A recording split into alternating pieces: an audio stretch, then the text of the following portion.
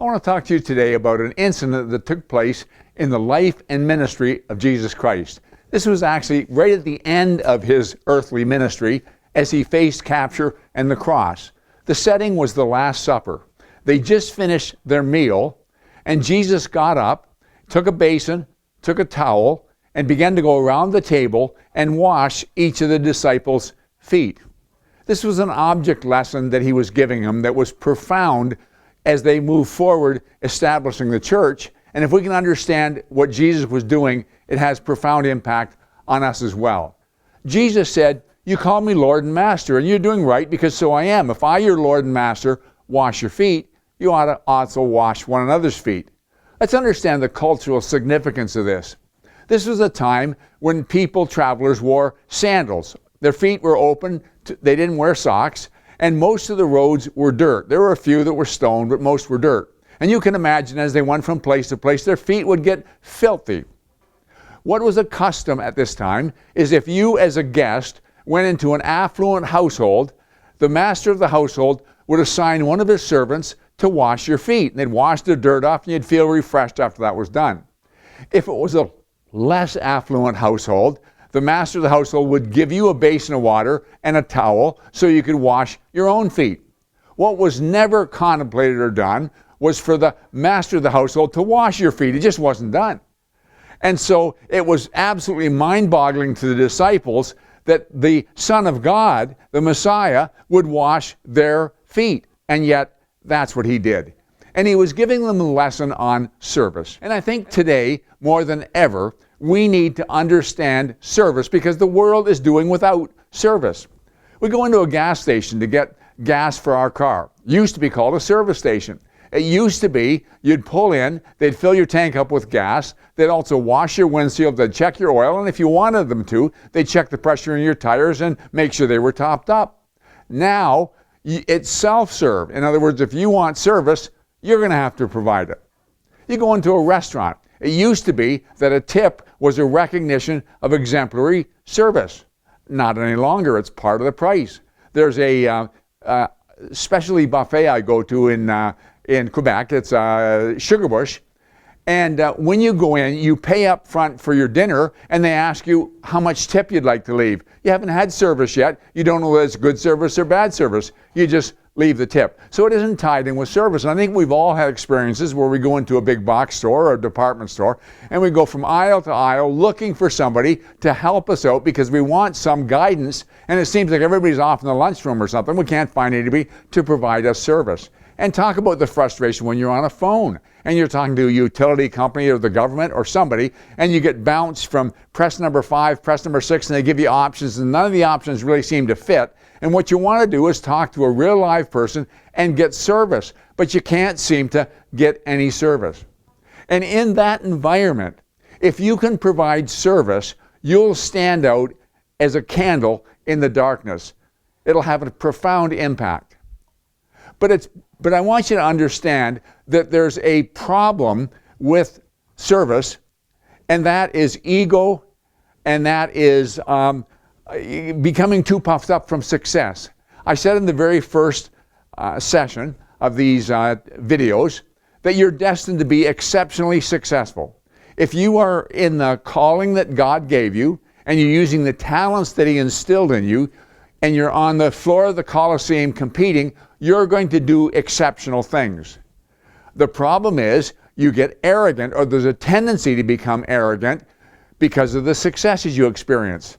Joe Theismann, great quarterback. I was in a seminar one time, he was speaking, and he talked about the struggle he had with this very thing. He said, as I began as a quarterback for the Washington Redskins, as I became setting records and accomplishing great things, I became so puffed up, I was intolerable to be around. And then he talked about how some things in life knocked him down a peg, and he realized that. John Travolta, who was in Grease and Saturday Night Live and Welcome Back Kotter, the TV series, the people working in the series with him nicknamed him John Revolta because they said he was so revolting to be around because his ego was so expansive. He was so puffed up and caught up with himself. Now, I don't think John or Joe have a problem today. I think they both addressed it. I wasn't picking on them, but I wanted to use that as an illustration because as you get successful, there's a danger that you can become puffed up. And I see it in real estate. I had a real estate agent one time tell me, I'm up here. Other realtors are down here. I had a contractor one time wanting us to do something that was not right. It was a little bit illegal, and I wasn't prepared to do it.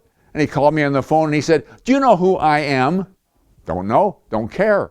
But we get puffed up, we get caught up. And in that situation, we can still serve, but our serving is self-serving. We serve clients that are important to us. We serve people that are going to benefit us. And Jesus had the same problem with his disciples. They were becoming arrogant. On one occasion, they were walking along on the route from one town to another, and the disciples were in a rather animated conversation. And Jesus asked them later what they were talking about. Well, what they were talking about was who was going to be the greatest in the kingdom of heaven.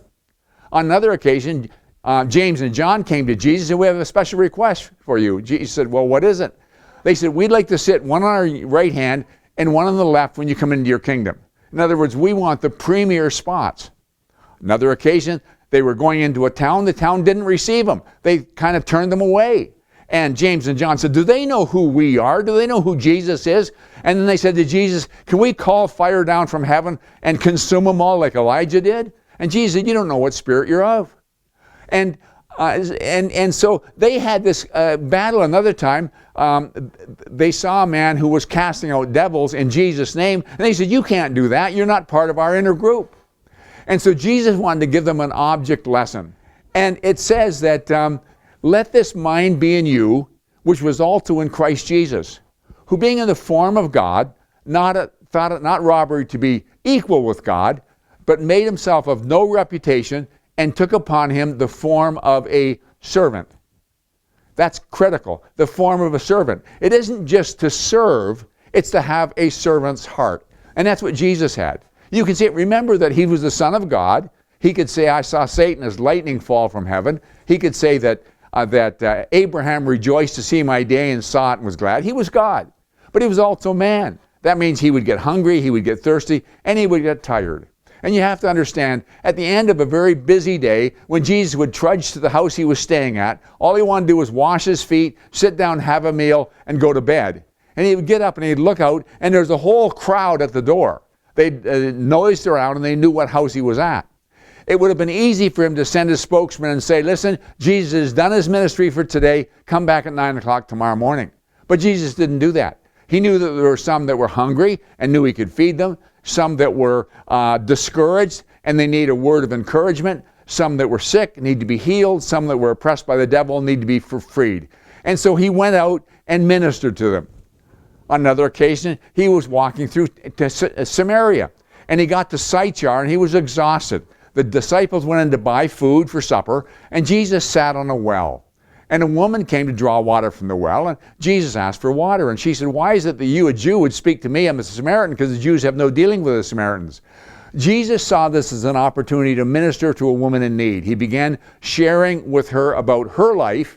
She realized that he was the Messiah, ran into town, brought a bunch of the men from the town, and Jesus ministered to them. When the disciples came back with food, they said, Master, here's some food. He said, I have meat to eat that you know not of.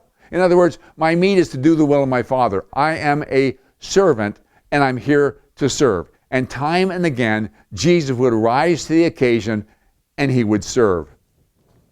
And that's the challenge we have. The challenge is not to just serve, but the challenge is to have a servant's heart. When you serve people that are dying for service because there's so little of it, and they will appreciate it, and it will build your business, and when you serve your clients and your customers, it will benefit you as well as them. But it's when you serve the people that has no ulterior motive, no benefit to you, that it really shines.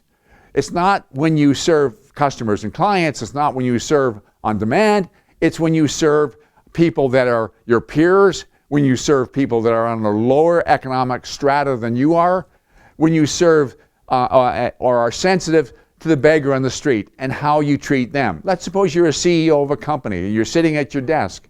It's easy to pick up the phone and call the reception and say, would you mind getting me a coffee? Well, instead of that, get up and get your own coffee, and on your way by, ask him or her, the receptionist, if they'd like a cup of coffee. Now, they may be reluctant to say yes because of your position, so better yet, find out how they take their coffee and just bring them one. Look for opportunities to serve every day in every way.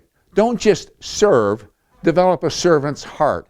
Then, not only will you be a candle in the darkness, but you'll be a beacon in the night, and it'll make all the difference. Thank you very much for joining me on this video. Listen, if you're enjoying the videos, take a minute to subscribe.